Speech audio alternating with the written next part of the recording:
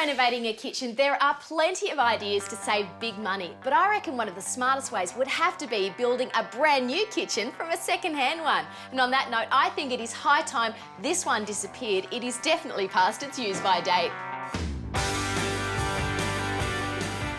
Remember, before ripping out your kitchen, you're going to need to get a plumber and a sparky to disconnect the services. With the old kitchen gone, it's a great time to freshen things up with a new coat of paint. Floating floorboards can also make a real impact in a room like this and are quick and affordable to install. I did say second-hand kitchen. Well, here it is, bought online from Gumtree for the grand total of $750. That is all of this, including the oven and the cooktop. And I don't even need those, so I might whack those back online and make some money.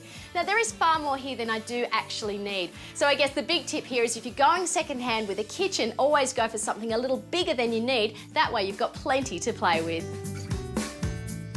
You know, most kitchen cabinets, whether new or second-hand, tend to come in standard sizes. So if you're planning a brand new space, a great way to do it is mark up your measurements on a piece of paper and make up little templates that represent each cabinet. That way you can move things around, just have a little play to see how a new layout will look. Just one thing to remember, try and leave your plumbing and your electrics in exactly the same position. That way you'll save around $500 at least.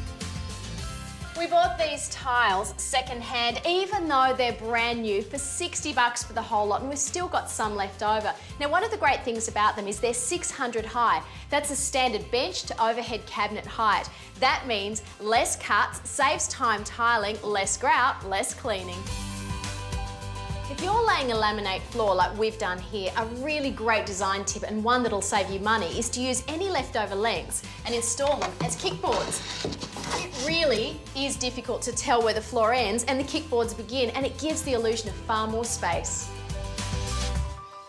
Another great way to save money is to reuse furniture you already have. Now, this bookcase that came out of the kitchen is a classic example, and with a little imagination can be transformed into the most perfect plate rack.